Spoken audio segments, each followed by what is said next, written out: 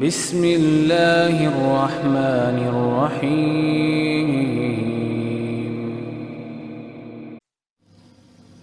بسم اللہ الرحمن الرحیم الحمدللہ والصلاة والسلام علی رسول اللہ وبعد۔ پیارے بھائیو، ایک عربی کو نبی صلی اللہ علیہ وسلم نے دنیا میں ہی جنتی سرٹیفکیٹ دیا۔ آئیے سنتے ہیں، بخاری و مسلم میں سیدنا ابو ہریرہ اس حدیث کے راوی ہیں، ان عربیا اتی النبی صلی اللہ علیہ وسلم فقال دلنی علی عمل اذا عملته دخلت الجنہ قال تعبد اللہ لا تشرک به شیئا وتقیم الصلاة المکتوبہ وتؤدی الزکاة المفروضہ وتصوم رمضان قال والذی نفسی بیدہ لا ازید علی ھذا۔ کہ ایک شخص نبی صلی اللہ علیہ وسلم کے پاس آیا عربی، اور اس نے عرض کیا کہ اللہ کے رسول صلی اللہ علیہ وسلم مجھے کوئی ایسا عمل بتائیے جو مجھے جنت لے جائے۔ دیکھیں کتنا شوق تھا ان کو جنت میں جانے کا، آج ہم پوچھتے نہیں۔ تو رسول اللہ صلی اللہ علیہ وسلم نے 4 چیزیں بتائیں۔ سب سے پہلی چیز تعبد اللہ لا تشرک به شیئا، اللہ تعالیٰ کی عبادت اس طرح کرو کہ اس کے ساتھ کسی کو شریک نہ ٹھہراؤ، اور یہ سب سے اہم مسئلہ ہے میرے بھائیو۔ سورۃ الکاف جو جمعے والا دن ہم پڑھتے ہیں، آخری آیت ہے فَمَنْ كَانَ يَرْجُو لِقَاءَ رَبِّهِ فَلْيَعْمَلْ عَمَلًا صَالِحًا وَلَا يُشْرِكْ بِعِبَادَةِ رَبِّهِ أَحَدًا۔ جو بھی اللہ تعالیٰ سے ملاقات کا ارادہ رکھتا ہے، 2 کام کرنے چاہیے۔ ایک کیا کرے؟ عمل صالح کرے، قرآن و سنت کے مطابق ہو، اور دوسرا اللہ تعالیٰ کے ساتھ کسی کو شریک نہ ٹھہرائے۔ اسی طرح سورۃ جن آیت نمبر 21 میں کیا فرمایا؟ اور نبی صلی اللہ علیہ وسلم سے اللہ تعالیٰ فرما رہے ہیں کہ قل انما ادعو ربی ولا اشرک بہ شیئا، اے نبی اعلان کر دیجئے کہ میں ایک اللہ تعالیٰ کو ہی پکارتا ہوں، اس کے ساتھ کسی کو شریک نہیں ٹھہراتا۔ اور بخاری کی روایت نبی صلی اللہ علیہ وسلم نے فرمایا من مات من امتی لا یشرک باللہ شیئا دخل الجنہ، میری امت میں سے وہ شخص اس حالت میں فوت ہوا کہ اس نے اللہ تعالیٰ کے ساتھ کسی کو شریک نہیں ٹھہرایا ہوگا، جنت میں جائے گا۔ اسی طرح مسند احمد کی روایت، قیامت کے دن اللہ سبحانہ وتعالیٰ ایک جہنمی سے پوچھے گا کہ اگر تمہیں دنیا جہان کا ساز و سامان جتنا بھی مال ہے، دولت دے دی جائے، تو کیا اس جہنم سے بچنے کی تمنا کرے گا، یعنی دینا چاہے گا؟ تو شخص کہے گا ہاں یا اللہ، تو اللہ تعالیٰ فرمائے گا میں نے اس سے بہت کم چیز کا مطالبہ کیا تھا کہ میرے ساتھ کسی کو شریک نہ ٹھہرانا، لیکن تو اس سے باز نہیں آیا۔ اسی طرح حدیث قدسی میں نبی صلی اللہ علیہ وسلم اللہ تعالیٰ فرماتا ہے کہ یا ابن آدم لو اتیتنی بقراب الارض الخطایا ثم لقیتنی لا تشرک بی شیئا لاتیتک بقرابها مغفرۃ، کہ اے آدم کے بیٹے، تو اگر زمین برابر بھی گناہ لے کر آئے گا اور میرے ساتھ کسی کو شریک نہیں ٹھہرایا ہوگا، میں اسی طرح تو یہ معاف کر دوں گا۔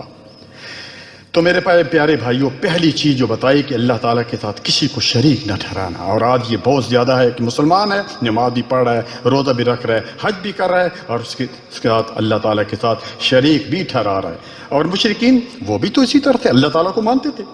اللہ تعالیٰ نے ان کا ذکر کیا سورہ زمر کی آیت نمبر 3 میں کہ ما نعبدہم الا لیقربونا الی اللہ زلفا، ہم ان کی عبادت نہیں کرتے، ان قبر والوں کو، ان پتھروں کی، ان یعنی درختوں کی، مگر اس لیے کہ ہمیں اللہ تعالیٰ کے قریب کر دیں۔ اور بعض ہمارے لوگ کیا کہتے ہیں کہ اللہ تعالیٰ ہماری سنتا نہیں، اللہ تعالیٰ نے تو شیطان کی دعا جی سن لی، اللہ تعالیٰ نے کیا خیال ہے؟ تو پہلی چیز یہ۔ دوسری چیز جو بتائی وہ کیا تھی کہ وَتُقِيمُ الصَّلَاةَ الْمَكْتُوبَةَ، کہ اللہ تعالیٰ، دوسری چیز جو کیا ہے کہ اللہ نماز قائم کرنا۔ اور بھائیو یہ نماز بہت ضروری ہے۔ اللہ تعالیٰ نے کئی 100 مرتبہ قرآن کریم میں کیا فرمایا؟ وَأَقِيمُوا الصَّلَاةَ، اور قیامت کا دن ہوگا ان اول یحاسب من العبد یوم القیامہ الصلاۃ، نماز کے بارے میں سب سے پہلے پوچھا جائے۔ اور حکیم لقمان اپنے بیٹے کو وعد و نصیحت کرتے ہوئے کیا فرما رہے ہیں؟ یا بنی اقیم الصلاۃ، اے بچے، اے میرے بیٹے، نماز قائم کرو۔ اور آپ صلی اللہ علیہ وسلم سیدنا بلال کو کیا فرمایا کرتے تھے؟ آرہنا بہا یا بلال، کہ نماز کے لیے اذان دو، کہ نماز کے لیے ہماری نماز جو ہمارے دلوں کی ٹھنڈک اور اس سے ہمیں آرام پہنچاؤ۔ اور معراج کے دن جو معراج پر آپ صلی اللہ علیہ وسلم گئے تو آپ صلی اللہ علیہ وسلم کو جو تحفہ ملے تھے 3، ان میں سے ایک نماز کا تحفہ تھا۔ نمبر 2 وَتُؤَدِّي الزَّكَاةَ الْمَفْرُوضَةَ، کہ جو فرض زکوٰۃ ہے وہ دو۔ اور حضرت ابو بکر رضی اللہ تعالیٰ عنہ نے کیا فرمایا؟ واللہ اقاتل الناس من فرق بین الصلاۃ والزکات، میں اس کے ساتھ قتال کروں گا، اس کے ساتھ جنگ کروں گا جس نے زکوٰۃ اور نماز کے درمیان فرق کیا۔